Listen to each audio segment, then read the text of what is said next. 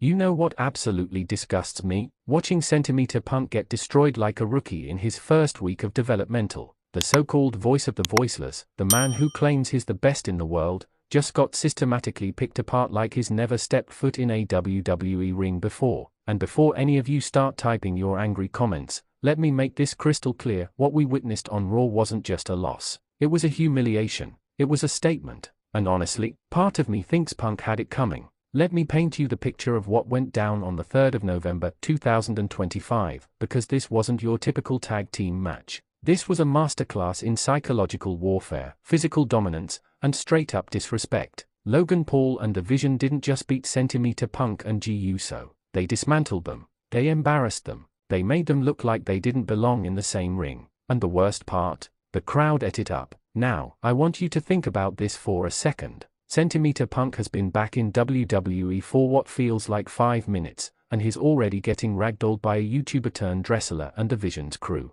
A YouTuber. Let that sink in. The same man who walked out of WWE over a decade ago because he felt disrespected is now getting pinned clean in the middle of the ring by someone who built their career on social media pranks and energy drink commercials. How the mighty have fallen, right? But here's where it gets interesting, and this is what I really want to talk about today. Because this match exposed something that nobody wants to admit: Centimeter Punk might be past his prime, and Logan Paul might be the future of this business whether we like it or not. Question for you: drop a comment below and tell me honestly, is Centimeter Punk still the best in the world, or is his ego writing checks his body can't cash anymore? The match started exactly how you'd expect it to. Punk and Uso came out fired up, ready to prove they could hang with the young guns. The crowd was split, you could hear it. Half of them chanting for Punk, the other half actually cheering for Logan Paul. And that right there should tell you everything you need to know about where we are in wrestling today. Logan Paul is getting legitimate pops,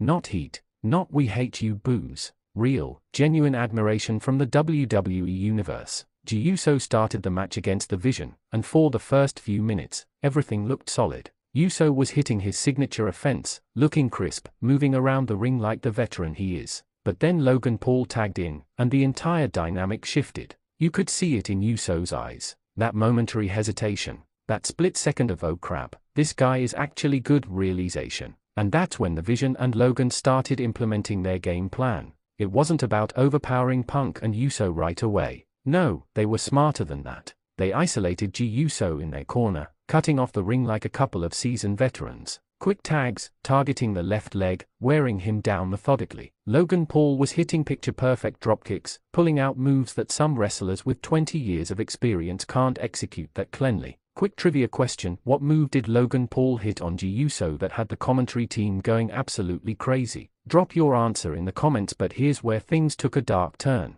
After about 10 minutes of punishment, Uso finally makes the hot tag to Centimeter Punk. The place erupted. You'd think Stone Cold Steve Austin just showed up with the pop Punk got. He comes in like a house of fire, hitting everyone with elbows, clotheslines, that signature high knee in the corner. For about 90 seconds, it looked like vintage Centimeter Punk, the old guard showing the young guns how it's done. And then Logan Paul hit him with a superkick out of nowhere that turned Punk inside out. I'm talking about the kind of superkick that makes you wonder if someone's teeth are still in their mouth. Punk crumbled like a demolished building. And here's the thing that really got under my skin: Logan Paul stood over him, flexed for the camera, and smiled. Not a heel smile. Not an arrogant smirk. A genuine "I just proved I belong here" smile. And you know what the worst part was? He did prove he belongs there. The Vision tagged back in, and what followed was just brutal to watch. They took turns working over Punk's ribs, his back, every part of him. Uso tried to get back in to help his partner, but the referee held him back while The Vision and Logan Paul delivered some questionable double-team moves. You know the ones I'm talking about.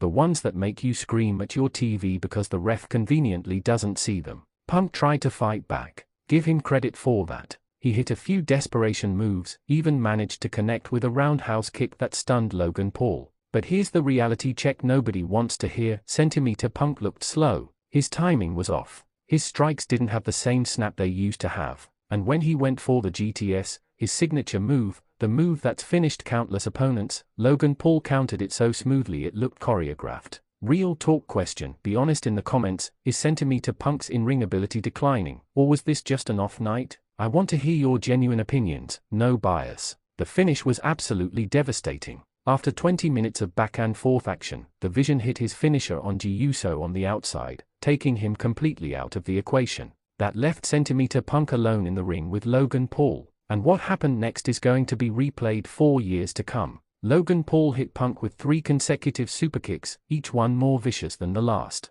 Punk was staggering, barely standing, pure adrenaline keeping him upright. The crowd was actually chanting "This is awesome" as Logan set up for his finish. He looked directly at the camera, pointed at Punk, and mouthed something I won't repeat on this family-friendly channel. Then he hit his signature move, the one he's been perfecting for months, and pinned CM Punk clean in the middle of the ring. 1, 2, 3. No controversy, no interference, just a clean, decisive victory. The aftermath was even more telling than the match itself. Logan Paul grabbed a microphone and said something that sent shockwaves through the wrestling world. The old generation needs to step aside, because the new era is here, and it's better than anything you fossils ever did. He said fossils. He called CM Punk, a multiple-time world champion, a fossil. And you know what the craziest part is? A huge portion of the crowd agreed with him. They cheered, they celebrated, they chanted Logan Paul's name while CM Punk laid in the ring, defeated, humiliated, and looking every bit of his age. Controversial question incoming. Comment below: is Logan Paul right?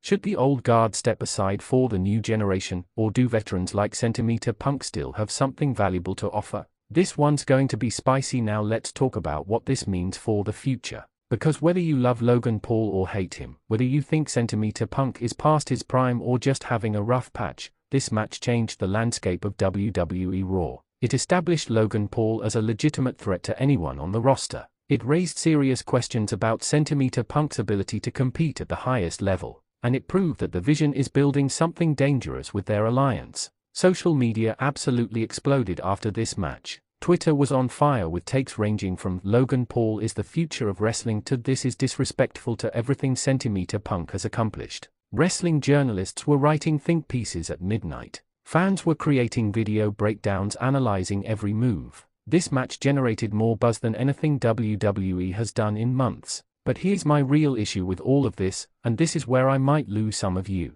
CM Punk talks constantly about respect, about earning your spot, about paying your dues. But when someone like Logan Paul comes in, works incredibly hard, studies the craft, and actually becomes good at wrestling, Punk treats him like he doesn't belong. That's not gatekeeping, that's hypocrisy. Logan Paul has had more high-profile matches in 3 years than most wrestlers have in a decade, and he's delivered in almost every single one of them. Does that mean I'm suddenly a Logan Paul fanboy? Absolutely not. Do I think he's faced the same struggles as someone who's been working independent shows for 15 years before getting their shot? Of course not. But what I am saying is this: results matter. Performance matters. And on the 3rd of November 2025, Logan Paul outperformed a WWE legend. The question now becomes, where do CM Punk and Jey Uso go from here? How do you recover from a loss like this? How do you rebuild your credibility when you've been dismantled by the exact people you've been dismissing? And more importantly, what happens when Logan Paul and The Vision set their sights on the championship picture? This storyline is far from over. You can bet that CM Punk is going to want revenge. You know Jey Uso isn't going to just accept this loss and move on. But the damage has been done. The seed of doubt has been planted. And in WWE, once the perception shifts, it's incredibly difficult to get it back. ****. Final question: who do you want to see Logan Paul face next? And do you think anyone on the current roster can actually stop him? Drop your dream matches in the comments. ****. What we witnessed wasn't just a tag team match. It was a changing of the guard. It was a statement from the new generation to the old that their time is running out. Whether you love it or hate it, whether you think it's the best thing for business or a slap in the face to wrestling tradition, you can't deny the impact. And that's what makes wrestling beautiful and frustrating at the same time. It's constantly evolving, constantly challenging our perceptions of who deserves to be on top. Logan Paul is forcing us to reconsider what it means to be a professional wrestler in 2025. CM Punk is forcing us to confront the uncomfortable truth that even legends can't compete forever. So smash that like button if this match got you heated. Subscribe to Wrestling Zone 1 for more controversial takes and match breakdowns. And most importantly, let me know in the comments